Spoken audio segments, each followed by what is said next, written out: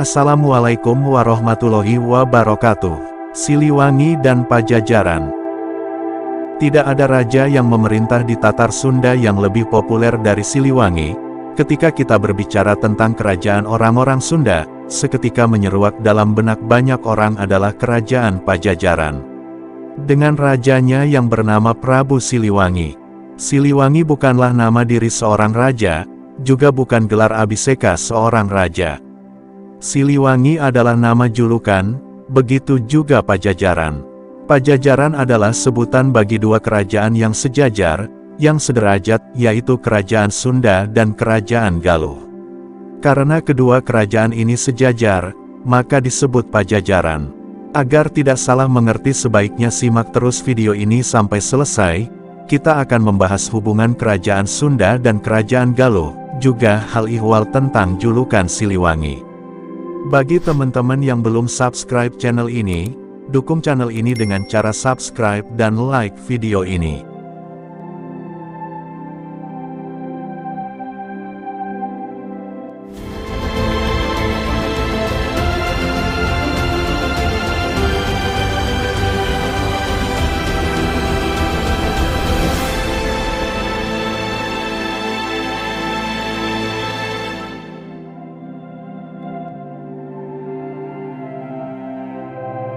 Nama Siliwangi muncul dalam salah satu naskah kelopak, yang berisi pantun rakyat yang ditulis tahun 1518.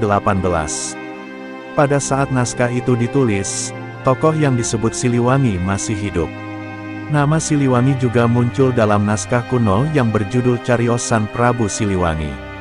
Naskah ini juga berasal dari masa ketika Siliwangi masih hidup, namun dapat dipastikan bahwa nama Siliwangi bukanlah nama asli, bukan juga nama resmi, dan bukanlah sebuah gelar, melainkan nama julukan.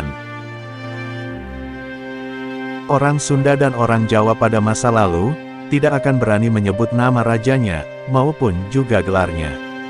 Nama maupun gelar seorang raja, tidak boleh disebut sembarangan, hanya boleh disebut pada saat upacara-upacara resmi kenegaraan, maupun upacara keagamaan, dan juga untuk ditulis pada prasasti maupun surat-surat resmi kerajaan. Karena itu pada masa lalu, raja-raja memiliki banyak nama alias. Sementara nama aslinya justru jarang dikenal oleh masyarakat, misalnya Raja Hayam Wuruk yang bergelar Sri Raja Sanegara, rakyat Majapahit tidak akan sebut nama Hayam Wuruk dan juga tidak akan menyebut nama Sri Raja Sanegara, melainkan menyebut dengan julukan Srinata. Jika seorang raja dicintai oleh rakyatnya, nama julukan yang populer yang dikenal dan dipakai oleh masyarakat mengandung makna yang positif, contohnya Prabu Wangi. Raja ini dianggap telah mengharumkan nama orang-orang Sunda. Sebaliknya jika raja tidak disukai oleh rakyatnya, nama julukan yang populer mengandung makna yang negatif, contohnya Kalagemet, raja ini dianggap seperti kalajengking jahat tetapi lemah. Siliwangi adalah julukan bagi seorang raja yang bernama asli Jayadewata. Raja ini mempunyai gelar Prabu Dewata Prana Sri Baduga Maharaja. Jadi Siliwangi bukan nama asli atau nama diri, bukan juga gelar, melainkan nama julukan. Selain Siliwangi, juga mempunyai nama julukan yang lain yaitu Pamanah Rasa. Beberapa ahli berpendapat bahwa seorang yang dijuluki Siliwangi sebenarnya bukan hanya satu orang melainkan ada beberapa orang. Pendapat ini umumnya mendasarkan argumennya pada pemaknaan yang terkandung dalam kata Siliwangi itu. Menurut pendapat ini, Siliwangi berasal dari kata silih dan kata wewangi. Secara harafiah silih berarti pengganti, sedangkan wewangi adalah yang menghasilkan atau memancarkan aroma harum. Siliwangi berarti sang pengganti, dia yang memancarkan keharuman. Siapakah yang dianggap sebagai pemancar keharuman? Yang dimaksud dengan sang pemancar keharuman adalah seorang maharaja dari Tatar Sunda yang gugur dalam perang Bubat melawan Majapahit, demi mempertahankan harga diri dan kehormatan rakyat Sunda. Dia adalah Maharaja Prabu Linggabuana. Maharaja Prabu Linggabuana bersama sejumlah pasukan pengawalnya pergi ke Majapahit mengantarkan putrinya Dyah Pitaloka Citra Resmi, untuk dipersunting menjadi permaisuri oleh Maharaja Kerajaan Majapahit Hayam Wuruk. Namun sesampainya di Majapahit, Linggabuana bersama rombongannya tidak disambut dengan ramah, tetapi justru dipaksa untuk tunduk kepada Majapahit oleh Mahapati Gajah Mada. Tidak terima atas intimidasi dan penghinaan Gajah Mada, Prabu Linggabuana mengangkat senjata. Terjadilah perang dahsyat antara pasukan Linggabuana melawan pasukan Gajah Mada. Karena kalah jumlah, pasukan Linggabuana gugur tak bersisa, termasuk Linggabuana dan putrinya. Bagi rakyat Pasundan, Prabu Linggabuana telah mengharumkan martabat orang Sunda, sebab ia lebih memilih untuk mati daripada harus hidup direndahkan dan dilecehkan oleh Gajah Mada. Oleh karena itu Prabu Linggabuana disebut secara anumerta oleh rakyat Pasundan dengan julukan Prabuwangi. Para pengganti Prabuwangi inilah kemudian yang disebut Siliwangi.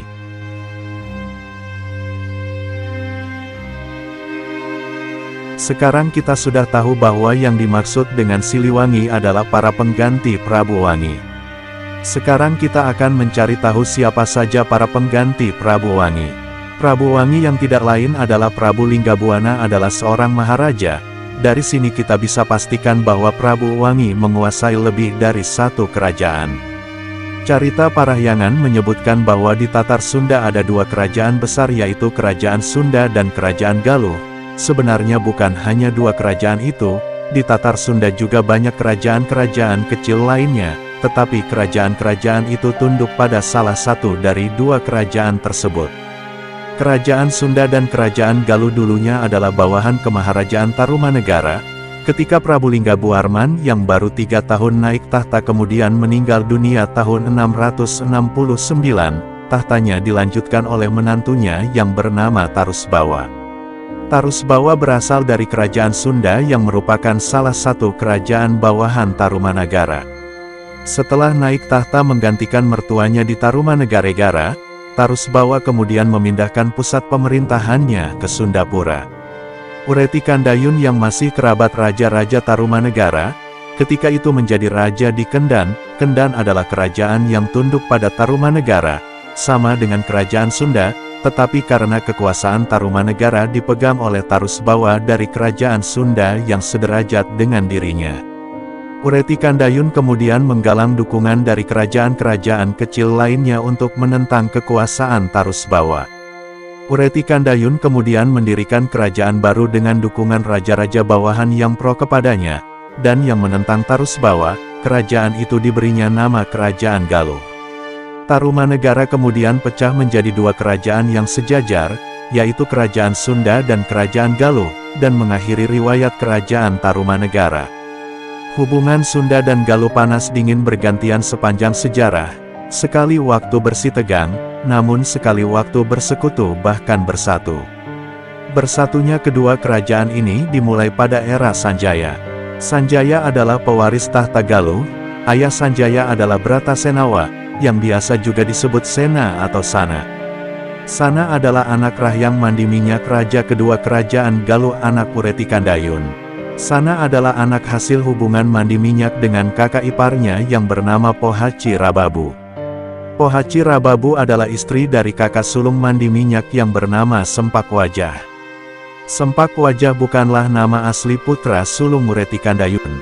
Sempak Wajah adalah julukan, begitu pula mandi minyak juga julukan. Nama sebenarnya Sempak Wajah adalah Sang Jatnika.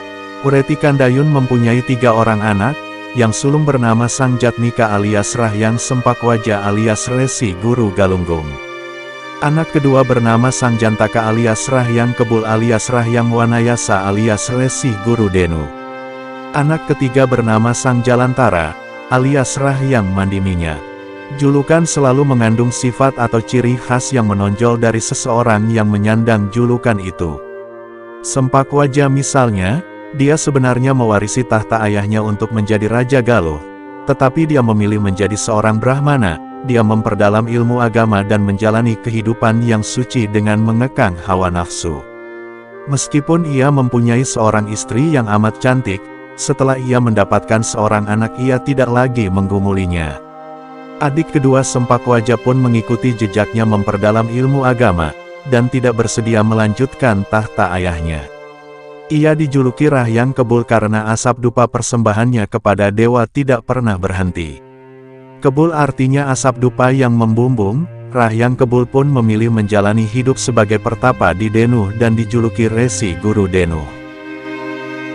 Julukan mandi minyak ini memang tepat bagi raja kedua kerajaan Galuh ini. Hidupnya berlumuran dengan hawa nafsu, bahkan untuk menahan birahi ketika melihat istri kakaknya yang amat cantik pun ia tidak mampu. Ia menggoda Pohaci Rababu kemudian berhubungan dengannya. Hasil hubungan mandi minyak dengan Pohaci Rababu melahirkan seorang anak laki-laki yang dinamai Bratasenawa atau Sana. Kisah ini menarik ya, tapi kita nggak usah lanjutkan nanti berkepanjangan dan kita tidak sampai pada tujuan yaitu membahas tentang Siliwangi. Singkat cerita, setelah mempunyai anak dari hasil hubungannya dengan kakak iparnya, Mandi Minyak menikahi putri penguasa kerajaan Kalingga yang bertahta di Jepara. Putri Ratu Sima yang tersohor karena keadilannya dalam memerintah kerajaannya. Putri Ratu Sima itu bernama Parwati. Parwati sendiri ketika itu telah diberi wilayah kekuasaan oleh ibunya Ratu Sima. Ratu Sima membagi dua wilayah kerajaannya yang masing-masing diberikan kepada kedua anaknya. Parwati mendapatkan wilayah yang disebut Bumi Medang Mataram. Pada masa pemerintahan Mandi Minyak dan Parwati, pengaruh kerajaan Galuh sangat luas bahkan sampai ke ujung timur Pulau Jawa di ujung Galuh yang sekarang menjadi Surabaya. Perkawinan Mandi Minyak dengan Parwati melahirkan seorang putri yang dinamai Sanaha. Mandi Minyak mengawinkan kedua anaknya Sana dan Sanaha yang melahirkan seorang anak bernama Sanjaya. Ketika Mandi Minyak meninggal, tahta seharusnya jatuh ke tangan Sana, tetapi Purbasora kemudian mengkudetanya. Purbasora adalah anak Pohaci Rababu dengan sempak wajah, artinya Purbasora adalah kakak Sana satu ibu beda ayah. Bagi Purbasora, sebagai anak sempak wajah yang adalah anak sulung raja pertama Galuh, Uretikan Dayu-Dayun berhak atas tahta Galuh, karena itu ia mengkudeta tahta Galuh dari keturunan Mandi Minyak. Berita ini membuat Sana tidak mempunyai kerajaan. Sementara itu istrinya yaitu Sanaha mendapat warisan kerajaan dari ibunya menjadi penguasa di Medang Mataram. Melihat hal itu, Tarusbawa yang sebenarnya musuh Uretikan Dayun, kakek Sana menolong Sana menyelamatkan kehormatan Sana dengan memberikan tahta kerajaan Sunda kepadanya. Kok bisa begitu ya mau memberikan tahtanya kepada cucu musuh besarnya yang luntang-lantung tidak mempunyai kerajaan? Ini adalah murni politik kekuasaan. Tarusbawa yang sudah tua tidak mempunyai putra mahkota yang siap menggantikannya, anaknya Sunda Sembawa yang dipersiapkan untuk menggantikannya, ternyata telah lebih duluan meninggal darinya. Sedangkan pengganti Sunda Sembawa adalah anak perempuan Sunda Sembawa bernama Dewi Sekar Kencana alias Dewi Tejakusuma yang usianya masih sangat muda. Jika Tarusbawa meninggal, tahta Sunda akan mudah direbut oleh musuh sebab penggantinya tidak siap. Agar tahta Sunda masih dikuasai oleh keturunannya, dia menjodohkan Sekar Kencana dengan Sanjaya putra Sana dan Sanaha. Jika tahta diserahkan kepada Sana, maka penggantinya adalah Sanjaya suami Sekar Kencana, dan kelak pengganti Sanjaya adalah keturunannya juga anak Sanjaya dengan Sekar Kencana. Setelah Sana naik tahta di kerajaan Sunda menggantikan Tarusbawa, Sanjaya menyiapkan diri untuk merebut Galuh dari Purbasora, dengan mendapatkan bantuan kekuatan dari pasukan kerajaan Sunda. Sanjaya akhirnya berhasil mengalahkan Purbasora, dan merebut kembali tahta Galuh. Sanjaya kemudian menjadi raja di Galuh. Ketika Sanjaya menjadi raja di Galuh, tak lama kemudian ayahnya Sana meletakkan tahta Sunda dan diserahkannya kepada Sanjaya. Sanjaya kemudian menyatukan tahta Sunda dan Galuh. Ia berkuasa 10 tahun lamanya yaitu dari tahun 723 hingga tahun 732.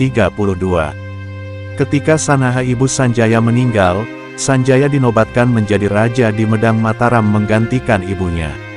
Sanjaya kemudian menyerahkan tahta Sunda Galuh kepada putranya dengan Sekar Kencana yang bernama Tamperan Barmawijaya. Sepeninggal Sanjaya kerajaan Sunda dan Galuh beberapa kali berpisah dan menyatu kembali. Berpisah kembali dan menyatu kembali, begitu terus karena perebutan tahta yang terjadi di kedua kerajaan itu, dan pada era Prabu Linggabuana alias Prabu Wangi, kerajaan ini kembali bersatu. Prabu Linggabuana adalah raja yang berasal dari kerajaan Galuh tetapi kedudukannya adalah Maharaja, yang artinya dia juga menguasai kerajaan Sunda.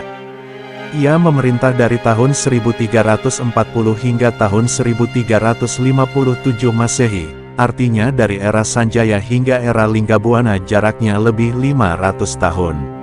Selama 500 tahun lebih, Sunda Galuh beberapa kali berpisah kemudian bersatu kembali dan begitu seterusnya, dan sepeninggal Linggabuana, alias Prabu Wangi, Sunda dan Galuh kembali terbagi menjadi dua kerajaan yang dipimpin oleh rajanya masing-masing yang tidak saling menundukkan. Kedua kerajaan ini kembali sejajar dan setara karena kerajaan Sunda dan Galuh yang sering berpisah kemudian bersatu berpisah lagi dan bersatu lagi, dan pada dasarnya keduanya adalah kerajaan yang sejajar, bersaudara dan setara, maka orang menyebutnya Pajajaran. Pajajaran adalah sebutan untuk dua kerajaan yang sejajar yaitu Sunda dan Galuh. Ketika Linggabuana alias Prabu Wangi meninggal, adiknya yang bernama Bunisora Suradipati alias Kudalalean, menggantikannya menjadi raja. Prabu Wangi sebenarnya mempunyai dua orang anak. Anak pertama seorang putri bernama Dia Pitaloka Citra Resmi, yang ikut gugur dalam peristiwa Bubat. Anak kedua bernama Niskala Wastu Kencana. Ketika terjadi perang Bubat, Niskala Wastu Kencana sedang berada di Lampung. Ia adalah seorang pemuda yang gagah berani yang gemar mengembara. Meski masih sangat muda ia telah mengembara jauh bahkan sampai ke Lampung. Di Lampung Niskala Wastu Kencana menikahi Lara Sarkati putri seorang raja di Lampung, bernama Resi Susuk Lampung. Ketika Niskala Wastu Kencana kembali dari Lampung, pamannya Bunisora alias Kudalalean, yang memerintah semua wilayah Sunda maupun Galuh, kembali memecah wilayah kekuasaannya menjadi dua kerajaan yang sejajar, Kerajaan Sunda dan Kerajaan Galuh. Bunisora memerintah Sunda dan berpusat di Jampang, sedangkan Niskala Wastu Kencana memerintah Galuh berpusat di Kawali. Dari pernikahannya dengan Lara Sarkati dari Lampung, Niskala Wastu Kencana mempunyai anak bernama Haliwungan. Niskala kemudian menikahi juga putri Bunisora yang bernama Dewi Mayangsari. Bunisora kemudian meletakkan tahta untuk menjadi pandita. Tahta Sunda diserahkan kepada Niskala Wastu Kencana. Niskala kembali menjadi maharaja yang menguasai Sunda dan Galuh. Setelah menduduki dua tahta Sunda dan Galuh, Niskala kemudian mengangkat putranya Haliwungan menjadi Raja Sunda dengan gelar Prabu Susuk Tunggal. Prabu Susuk Tunggal memindahkan pusat pemerintahan Sunda dari Jampang ke Pakuan. Jika Siliwangi disebut sebagai pengganti Linggabuana alias Prabu Wangi, siapakah Siliwangi pertama? Bunisora adik Linggabuana atau Niskala Wastu Kencana anak Prabu Linggabuana? Pada pertanyaan ini banyak orang berselisih pendapat. Ada yang mengatakan Siliwangi pertama adalah Bunisora tetapi ada yang mengatakan Siliwangi pertama adalah Niskala Wastu Kencana, dan ada juga yang mengatakan bahwa bukan kedua-duanya. Siliwangi pertama adalah cicit Linggabuana, dari perkawinan dengan putri Bunisora yaitu Dewi Mayangsari. Prabu Niskala Wastu Kencana mempunyai anak bernama Ningrat Kencana. Ningrat Kencana kemudian menjadi Raja Galuh yang berkedudukan di Kawali, menggantikan Niskala Wastu Kencana. Ningrat Kencana bergelar Prabu Dewa Niskala. Pada saat itu Prabu Susuk Tunggal masih memerintah juga di Pakuan, meskipun Dewa Niskala menggantikan ayahnya menjadi Raja Galuh, tetapi tidak serta-merta membawa kerajaan Sunda seperti ayahnya sebab Raja Sunda yaitu Susuk Tunggal adalah kakak Dewa Niskala. Sunda dan Galuh kembali menjadi dua kerajaan yang sejajar dan sederajat. Jika Siliwangi pertama adalah Bunisora dan Siliwangi kedua adalah Niskala Wastu Kencana. Lalu siapa Siliwangi ketiga? Susuk Tunggal atau Dewa Niskala? Pendapat ini akan mengatakan Siliwangi ketiga adalah Prabu Susuk Tunggal, sedangkan Siliwangi keempat adalah Dewa Niskala. Tetapi pendapat ini bukan satu-satunya, ada juga pendapat yang mengatakan pada silsilah sampai di sini belum ada yang disebut Siliwangi. Siliwangi baru akan muncul setelah Sunda dan Galuh benar-benar kembali bersatu seperti era Prabu Linggabuana. Prabu Dewa Niskala mempunyai seorang anak bernama Jayadewata yang menikah dengan putri Bunisora bernama Ambetkasih. Jayadewata kemudian menggantikan ayahnya Dewa Niskala menjadi Raja Galuh dengan gelar Prabu Dewata Prana. Perkawinan Jayadewata dengan Ambetkasih tidak memiliki keturunan. Jayadewata kemudian bersaing dengan Amuk Marugul, Raja Jayapura anak Prabu Susuk Tunggal dalam sayembara memperebutkan seorang putri yang amat cantik bernama Subanglarang. Dalam sayembara itu, Jayadewata menyamar dengan nama Raden Pamanah Rasa. Pamanah Rasa alias Jayadewata memenangi sayembara kemudian menikahi Subanglarang. Mengetahui bahwa Pamanah Rasa sejatinya adalah Jayadewata atau Prabu Dewata Prana, Prabu Susuk Tunggal mengkhawatirkan akan timbulnya permusuhan antara Sunda dan Galuh, karena persaingan putranya Amuk Marugul dengan penguasa Galuh itu, dalam memperebutkan Subanglarang menjadi dendam yang berkepanjangan. Susuk Tunggal kemudian menikahkan Jayadewata dengan putrinya yang bernama Kentring Manik. Susuk Tunggal kemudian meletakkan tahta Sunda dan menyerahkan kepada Jayadewata. Dengan demikian Jayadewata menjadi Raja Galuh sekaligus Raja Sunda. Kedua kerajaan itu bersatu di bawah pemerintahan Jayadewata yang kemudian bergelar Sri Baduga Maharaja Layadewata. Kembali menyatukan kerajaan Sunda dan kerajaan Galuh, Jayadewata memindahkan pusat pemerintahannya dari Kawali ke Pakuan. Iringan rombongan Jayadewata dari Kawali menuju Pakuan adalah iring-iringan rombongan yang sangat besar, agung dan mewah, mengingatkan orang pada iring-iringan rombongan Prabu Wangi mengantar putrinya Dia Pitaloka Citra Resmi menuju Majapahit. Karena itu orang menyebut Jayadewata dengan sebutan Siliwangi, sebab rakyat teringat kembali pada kebesaran Sang Maharaja. Berdasarkan kisah ini, ada juga pendapat yang mengatakan Jayadewata adalah satu-satunya yang disebut Siliwangi. Jadi menurut pendapat ini tidak ada Siliwangi pertama, kedua dan seterusnya karena Siliwangi hanya ada satu yaitu Prabu Jayadewata alias Raden Pamanah Rasa alias Sri Baduga Maharaja.